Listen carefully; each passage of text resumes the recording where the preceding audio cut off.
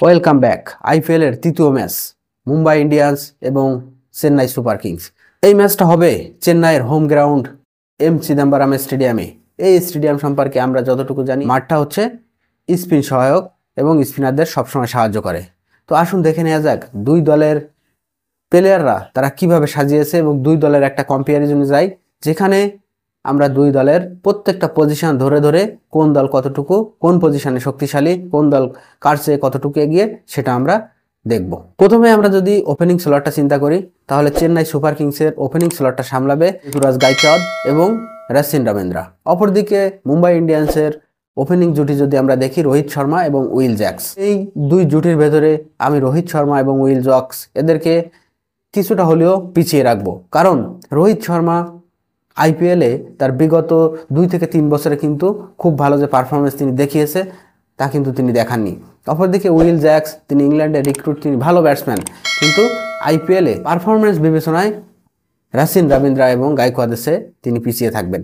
তো সব মিলিয়ে রচিন রবীন্দ্র তিনি এখন দুর্দান্ত ফর্মে আছেন এবং গাইকোয়াদ তিনি তো পরীক্ষিত পারফর্মার। সব মিলিয়ে আমি চেন্নাইয়ের ওপেনিং জুটিটাকে এগিয়ে রাখবো। এরপর 3 নম্বর পজিশন যদি আমরা খেয়াল করি, তবে 3 নম্বরে মুম্বাইয়ের হয়ে খেলবে সূর্যকুমার যাদব এবং এখানে চেন্নাইয়ের হয়ে খেলবে কনওয়ে। তো আমি এখানে সূর্যকুমার যাদবকে এগিয়ে রাখবো, অর্থাৎ মুম্বাই ইন্ডিয়ান্স এখানে এগিয়ে থাকবে। সূর্যকুমার যাদব তিনি এমন একজন প্লেয়ার যিনি টি-20-র মাস্টার ব্যাটসম্যান।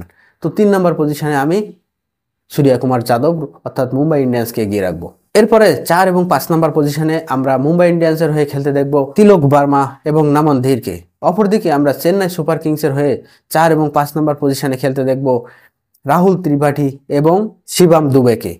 তো রাহুল ত্রিপাঠী এবং শিবম দুবে তারা আইপিএলে অত্যন্ত ভালো পারফর্মার। রাহুল ত্রিপাঠী তিনি বেশ কিছু ভালো ইনিংস আইপিএলে খেলেছেন এবং শিবম দুবে তিনি অত্যন্ত মারকুটে ব্যাটসম্যান, যতক্ষণ পিচে থাকেন তিনি হিট করতেই থাকেন। ওদিকে আমরা যদি মুম্বাইয়ের 4 এবং 5 নম্বর দেখি, তবে আমরা তিলক বর্মাকে দেখব। তিলক বর্মা এই মুহূর্তে ভারতের one of the best batsman এবং 5 নম্বর পজিশনে নামন ধীর কিছুটা হলেও আমি এই 3 জনের ভেতরে পিছিয়ে রাখবো। তো সব মিলিয়ে আমি 4 এবং 5 এই 2 পজিশনে 2 দলকে একই পর্যায়ে রাখবো, অর্থাৎ এখানে কারো থেকে পিছিয়ে রাখবো না।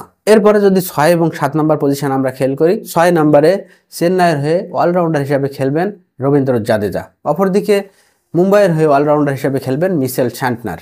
এরপরে 7 নম্বর পজিশনে আমরা যদি মুম্বাইয়ের হয়ে দেখি, এখানে রবিন মিন্স উইকেট কিপিং করবেন এবং 7 নম্বরে চেন্নাইয়ের হয়ে উইকেট কিপিং করবেন তাদের ক্যাপ্টেন মহেন্দ্র সিং ধোনি।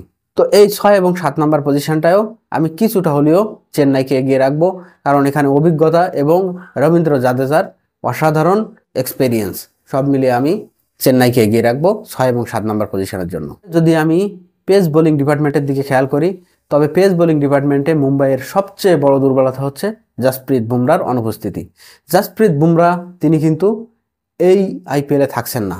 অপরদিকে হার্দিক পান্ডিয়ার ইনজুরি, সব মিলিয়ে মুম্বাই পেস বোলিং ইউনিটটা এবার একটা ভাঙাচোরা অবস্থার মধ্যে দিয়ে যাচ্ছে। এই মুম্বাইয়ের পেস বোলিং ইউনিটটার দায়িত্ব নেবেন হয়তো ট্রেন্ট বোল্ট এবং সাথে থাকবেন দীপক চাহার এবং রিচ টপলি। তারা বুমরার জায়গায় রিপ্লেসমেন্ট হিসেবে রিচ টপলিকে খেলাতে পারে।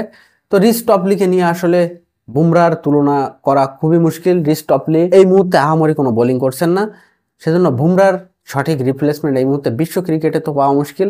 তো বুমরার অভাব তারা বোধ করবে, তো তারা এই 3 জন পেস বোলার হয়তো খেলাবে, ট্রেন্ট বোল্ট, দীপক চাহার এবং রিচ টপলি। অপরদিকে হার্দিক পান্ডিয়া তিনিও ইনজুরির কারণে থাকছেন না, অর্থাৎ তাদের পেস বোলিংটা একটু দুর্বল হবে। অপরদিকে চেন্নাইয়ের পেস বোলিং ডিপার্টমেন্টও যদি আমরা দেখি, তবে আমরা এখানে অবসম্ভাবীভাবে পাথিরানাকে দেখব। এছাড়া থাকবেন খলিল আহমেদ, কমলেশ নাগরকোটি ইম্প্যাক্ট প্লেয়ার হিসাবে হয়তো খেলতে পারেন। এছাড়া শিবম দুবে তিনিও স্লো মিডিয়াম পেস করবেন।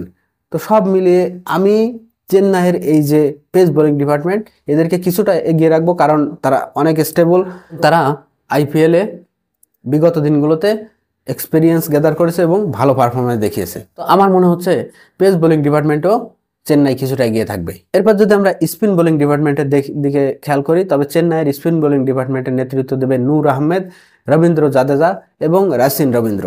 এই 3 জনই কিন্তু বিশ্বমানের স্পিনার। অপরদিকে আমরা যদি মুম্বাইয়ের স্পিনারদের দিকে খেয়াল করি, তবে মুম্বাইয়ের স্পিনার হিসেবে থাকছেন করণ শর্মা এবং মিচেল স্যান্টনার। এই 2 জন স্পিনারের উপর মুম্বাই নির্ভর করবে।